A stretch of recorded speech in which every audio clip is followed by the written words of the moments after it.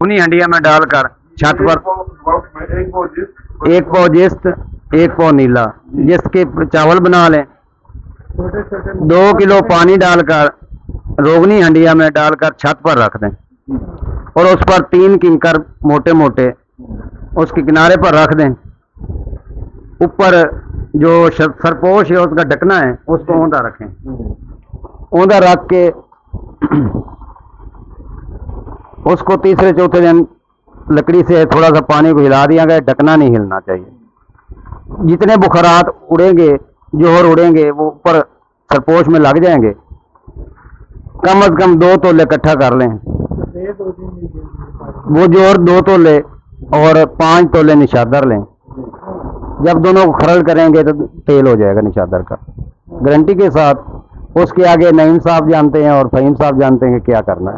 अस्सलाम वालेकुम रहमतुल्लाह। आगे मैं को नहीं चलाया। जी जी जी जी बाबा जी बिस्मिल्लाह। लो जी, आप छोटी सी हम भी बात कर ले। हाँ जी, हाँ जी। साहब की नजर और राणा तकीर साहब की नजर। तारक जंतर मशीन वाले नहीं, तारक जंतर नहीं, तारक पताल जंतर।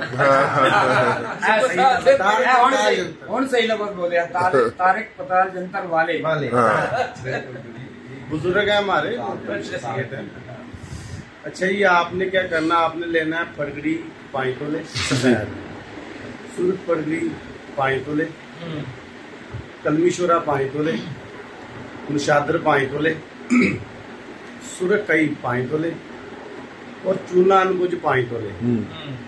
इनको लहदा लहदा पाउडर कर ले जी। और आंडों की सफेदी 30 तोले। इसको हामन दस्ते में डालकर जब कूटेंगे ये लेटिन माँ बन जाएगी सफेदी, इसमें प्रोटीन होती है। और इनको जो बकाया धुइयात है इनको जल्दी जल्दी खरल करके इस अंडे की सफेदी में खरल कर दें। यहाँ पे थोड़ा सा रिएक्शन होता है तो मास्क वगैरह लगाकर इसे फौरन इसका मलीदा सा या मसलन चटनी सी बना लें जी। और रिटार्ड में डालकर इसका अर्क निकाल लें। अच्छा, ये अर्क आपको 11 तोले बरामद होगा। ठीक। और जब इस अर्क को आप आसी शीशी में डालकर धूप में देखेंगे ना तो ये शुआएं देगा, सुनहरी रंग की। वाह। और सुर्ख रंग का तेल होगा, हाथ पे लगाने से, फिंगर को लगाने से सुनहरी होगा। और इस तेल का कमाल क्या है, इस तेल का कमाल क्या है कि आप स्टील की बाटी में डायमंड डाल लें जी, 1 रत्ती से लेकर 2 तोले, और इसमें इतना तेल डाल लें कि 1 इंच तेल ऊपर हो। और जैसे इसको चूल्हे पे रखेगा डायमंड तहलील हो जाएगा। अच्छा, हल हो जाएगा, डायमंड तहलील हो जाएगा, जो मर्जी करे। इतनी बड़ी मोहलल चीज है। आगे सुने ना अभी, जब इसे चूल्हे पर रखेंगे डायमंड तहलील हो जाएगा। जैसे ही डायमंड तहलील हो जाए इसे इसी तरह उठाकर धूप में रखते हैं। 7 दिन के बाद डायमंड नीचे बैठ जाएगा पाउडर की शक्ल में। पाउडर की शक्ल में तेल ऊपर से उतार दें। और ये जो डायमंड है डालें पारा कठियाली में 1 तोले से लेकर 10 तोले। एक खश डालना है, पारा वही फूल कर चूने की मानद कुश्ता हो जाएगा। वाह। और ये पारा 1 तोला आप कापर को मेल्ट करके 1 रत्ती डालेंगे, वो कापर फूल कर कुश्ता हो जाएगा। वाह। और ये कापर चूने को, ये कापर निशादर कच्चे को फौरन तेल करता है। ठीक है। और जो पीछे डायमंड की तरफ आइए, जो डायमंड है वो डायमंड क्या करता है कि आप कोई धात ले लें, कोई धात, जिस्त ले लें, सिक्का ले लें, मसलन कली ले लें, चांदी ले लें, सोना ले लें, फी तोला 1 रत्ती के हिसाब से हल्के हल्के तस्वीरें दे के जैसे ही बांध दाग देंगे वो पूंजी भर जाएगी, वो फूल कर कुश्ता आ जाएंगे। वो हर मर्ज पे काम करते हैं। ये 89 नुस्खे होते हैं, इनके बदर के वो जो साबे नुस्खा है वो अपनी कॉमन सेंस से सेटिंग करता है इसकी, क्योंकि ये धातों के नुस्खे होते हैं। और जो इसके साथ जिस्त तेल होगी डालें आप निशादर, वो जिस्त निशादर को आनन फानन तेल कर देगी। एक नुस्खा ये हो गया। और छोटा सा नुस्खा हो, छोटा सा